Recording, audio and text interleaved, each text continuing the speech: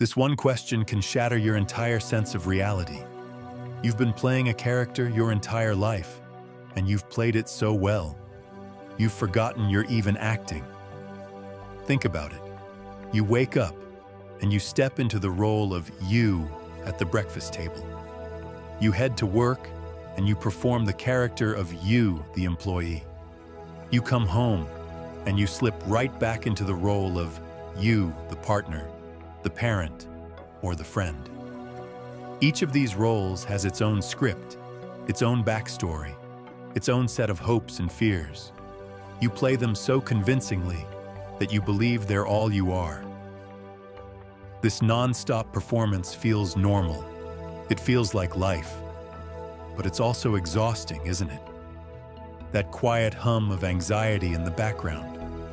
The feeling of being on a treadmill. The sense that you're nothing more than a bundle of memories and a to-do list for the future. But what if I told you that one single question has the power to shatter this entire act? A question so simple, you'll be tempted to just brush it off. But if you genuinely ask it, the world as you know it might just fall apart, revealing something far more real underneath. Section 1. The intriguing proposition. The question is this: what is the I that is aware right now? Just take a second. Let that sink in. What is the I that is aware right now? Your first instinct is probably to answer with your name, your job, your story. I'm a person, a body, a thinker. The mind, which is the master scriptwriter for your character, will rush in with 100 different labels. It might even call the whole thing a pointless philosophical game, a brain teaser with no practical value. That's just navel-gazing, it might say. I've got bills to pay, emails to check, a life to live. And in a way, it's right. The character you play does have those things to do. But this question isn't for the character. It's for you, the real you. The one who has been silently watching the character play its part, its entire life. This kind of question isn't new. It's a central theme in many contemplative traditions.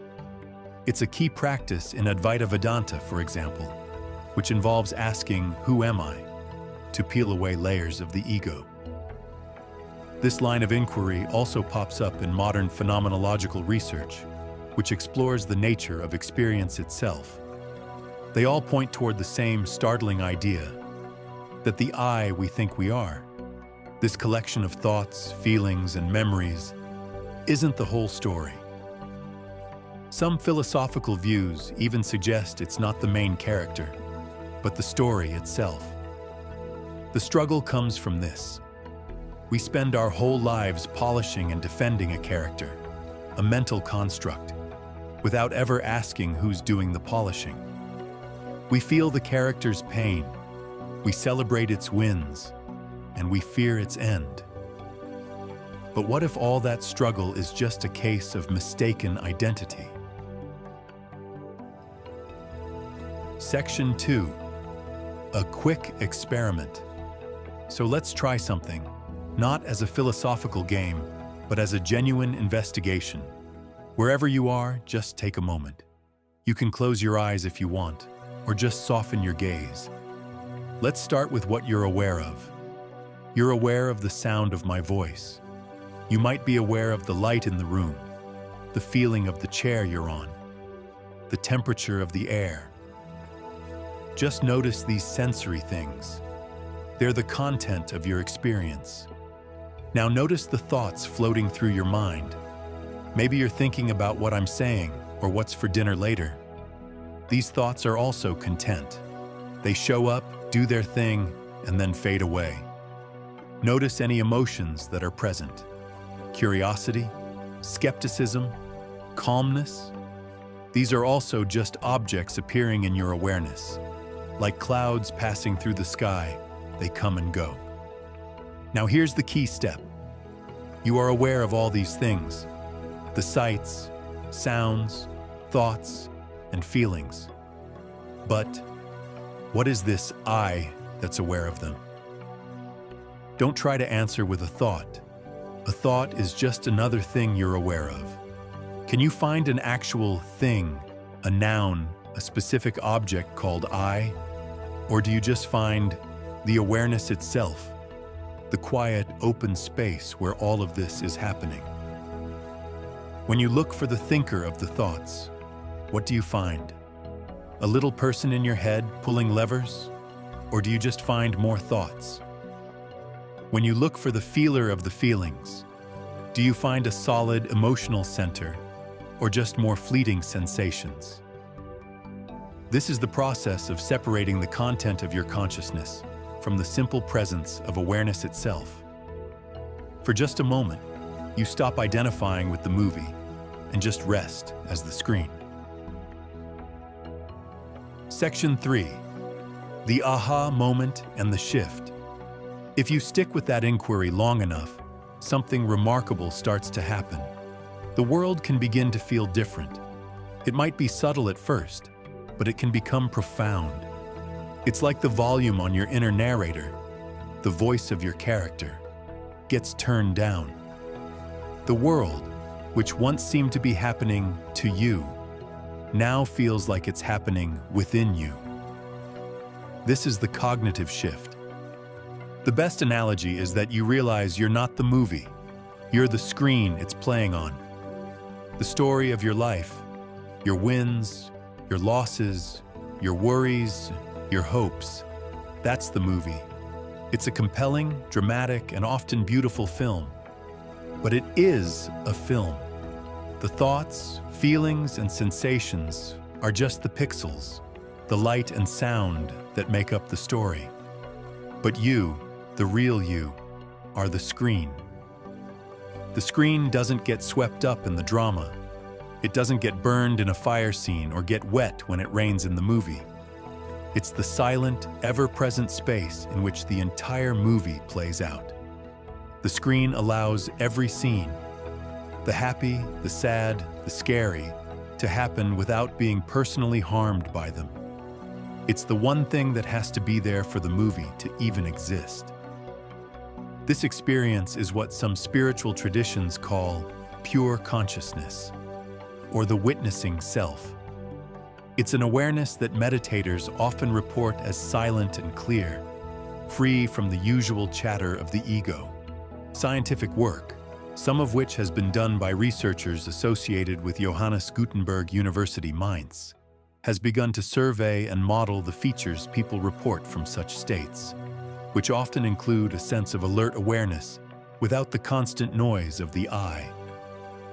From a neuroscience perspective, this shift can be looked at differently. Thinkers like Thomas Metzinger suggest our sense of self isn't a thing, but a self-model created by the brain, a useful but transparent representation of a knower. We usually look through this model, not at it, so we mistake the model for reality. Metzinger's work suggests there is no self as a substance. There is only the phenomenal experience of being a self, which is the content of this self-model. Practices like self-inquiry, meditation, or even experiences with psychedelics can sometimes make this model visible. Research has found a correlation between these experiences and reduced activity in the default mode network, DMN, a set of brain regions linked to self-referential thought. This change in the DMN is associated with reports of ego dissolution, where the constructed feeling of the self seems to fall away. Whether you call it pure consciousness or the disruption of a neural model, the result feels the same. The illusion of being a separate, solid I starts to crumble. You aren't the character. You are the space in which the character appears. Section 4. The afterglow and integration. So what happens when the illusion cracks? What does it mean to know you're the screen, not the movie? The first and most powerful effect is often a sense of freedom. The problems of the character in the movie are no longer your problems in the same tight, personal way. The character's anxiety about a deadline, the sadness from a past memory, the fear of the future, you can still perceive them, but they don't define you anymore. They are just colors and sounds playing on the screen. This doesn't mean you become a passive, unfeeling zombie. It's the opposite. You can engage with life more fully and freely because you're no longer crushed by the weight of the story. The actor who knows they are acting can often give a more powerful and authentic performance than the one who's completely lost in the role. When you're no longer solely identified with the fleeting ups and downs of your personal story, a deeper sense of peace and stability can emerge. Your well-being no longer depends on what happens in the next scene. It rests in the unchanging nature of the screen itself. Some studies have found a correlation between these kinds of unity experiences and positive outcomes like increased well-being and psychological flexibility. However, it's worth noting these are correlations, and individual outcomes can vary based on context and a person's mental health. Conclusion: the lingering question. We started with a question. What is the I that is aware right now? As you've seen, this isn't a question with a simple one-word answer. It's a doorway. It points you away from the endless noise of your thoughts and toward the silent space that holds them. It doesn't give you a new belief system. It can shatter the foundation of the old one. The goal isn't to replace your old identity with a new, spiritual one. The goal is to see that any identity is just a story. The world doesn't change after this realization. The bills still need to be paid. The emails still need to be answered. But your relationship to it all is transformed. You're no longer a prisoner of your own movie. You are the free, open space in which it's all allowed to happen. A word of caution. For some, this kind of inquiry can be disorienting and can trigger feelings of anxiety or depersonalization. This is a profound shift, and it's important to be gentle with yourself. For individuals with certain vulnerabilities, like a history of trauma or risk of psychosis, these practices can sometimes make symptoms worse and are best approached with caution or professional guidance. If it feels like too much, it's okay to step back. This isn't a race. The point of this was not to give you an answer, but to leave you with a better question. One to carry with you. In moments of stress, joy, or quiet, you can always return to it. So, I'll leave you with this. Now that you've had a glimpse of the screen, how will you watch the movie? If this exploration resonated with you, consider subscribing for more journeys into the nature of mind and reality. And for a deeper, more personal experience, I invite you to simply pause after this video ends. Don't just click on the next thing. Sit for a minute or two with the silence and see who or what is there.